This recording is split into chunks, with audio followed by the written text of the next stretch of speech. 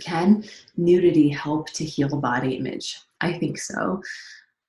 Because most of the time we spend our time not really interfacing with ourselves as we really are. Most of the time, we're experiencing ourselves in clothing, we're experiencing ourselves with a layer between us and our actual bodies. So we don't really see the the so-called imperfections, the wrinkles, the spots, the this, the that, all the things that make us human. We don't really see them. We are covered up, and there's even clothing out there, and maybe we're consciously or unconsciously choosing clothing that actually kind of seems to balance those things out, or really, hides them more effectively than other clothing would. So we have this relationship with our bodies where we're really, you know, most of the time not actually interfacing with the reality of our bodies. And then what happens is that we take off our clothes before a shower or between clothing changes and look in the mirror and we're horrified. What is that really what my abdomen looks like? Is that really what my thighs look like? Is that really what my butt looks like? And and what's happening is we're comparing that to an image that we have in our mind, because this whole relationship that's going on with our bodies becomes very mental.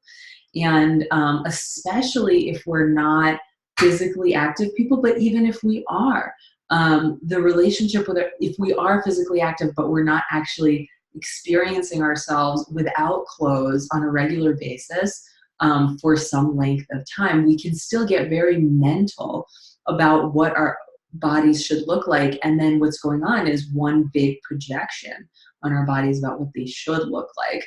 And so, especially if we've internalized some, and I think some of us have done this more than others for a myriad reasons, right?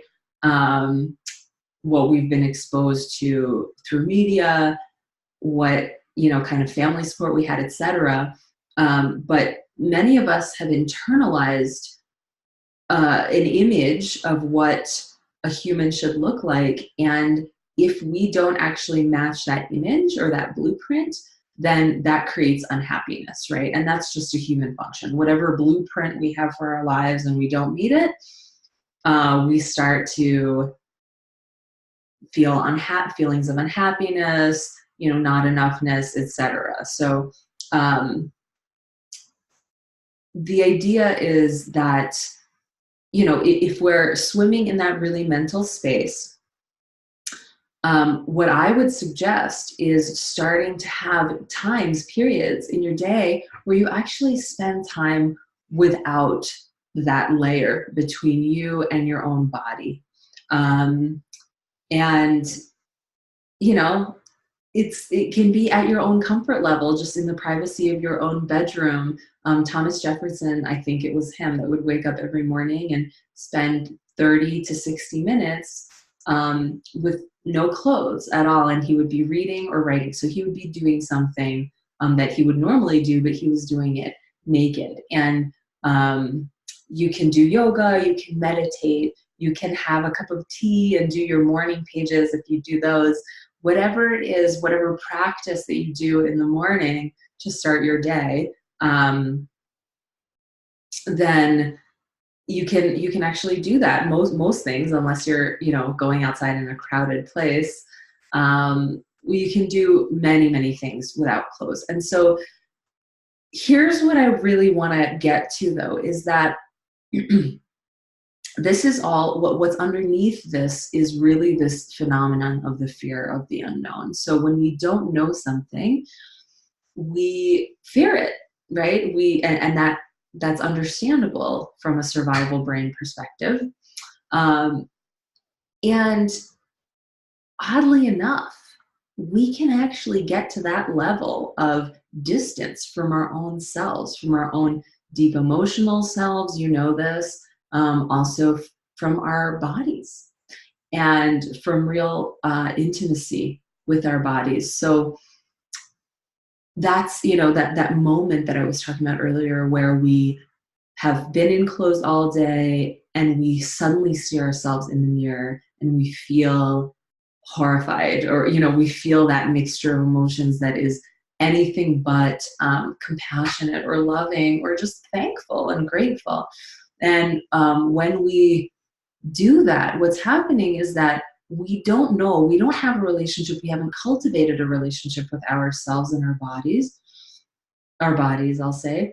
And so when we see them, the first instinct is judgment, because we judge that which we don't know, right? And this applies to people as well. If if we just observe ourselves, how many times a day do we see someone new, and that judging mind comes in and starts to create an assessment about someone that we don't even know. We have no idea why, what their motives are for what they're doing. And if we really got down to it, they probably have a very, very good reason. It's certain that they have a very, very good reason for doing and behaving exactly the way they are. And still, even knowing this, our first instinct is often to judge. And yet, if you get to know that person and they become your dear friend, and you've had conversations about maybe very personal things like sexuality and death and, is there an afterlife, or whatever it is that's very personal to you, and you start to really see that person's soul, what happens to judgment? It exits the relationship, right? Maybe when we've not spent time with that person, though, for a while, I don't know if you've observed this, that judgment can start to come back in. So it's really when we're intimate with someone or something that judgment starts to go and it just starts to be irrelevant. So it's the same thing with our bodies. Now, the other thing that's very key here is that when we're intimate with someone, I'll just use the example of that dear friend, we're also much more likely to protect them and to feel protective of them and to defend them against anyone else that might come in and try to say something negative about them or try to put them down. So we start to develop a sense of responsibility in a way, not caretaking, not over responsibility, but a sense of, loving that person. That person is in my heart. They're dear to me. I'm taking them in a way as a part of myself, and I start to feel that protectiveness. And so it's the same, I would say, with our bodies, where when we start to create that relationship, just spending a little bit of time this morning without that layer between myself and my body as it is in its organic form, I felt much less likely to allow those thoughts, those body image projections to come in and attack that, because I know my body, right? And if I look at it in the mirror after having spent ample time with myself, with my body in its nude, natural state, then I start to see my body. When I see that reflection, I see, the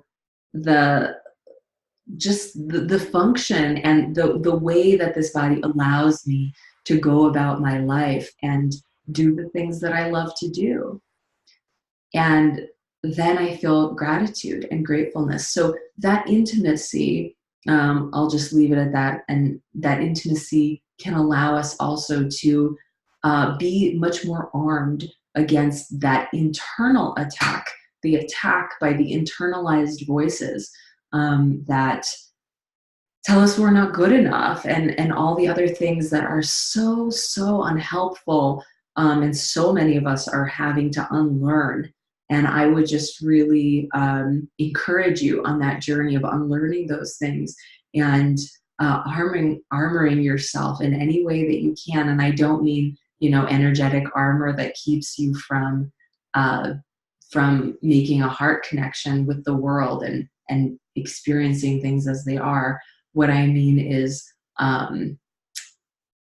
is getting deeper into intimacy, into spaces of love and compassion from which we just don't buy into those myths anymore. So that's all for today. And I'm very curious to hear any comments that you have. So let me know, and see you on the next time.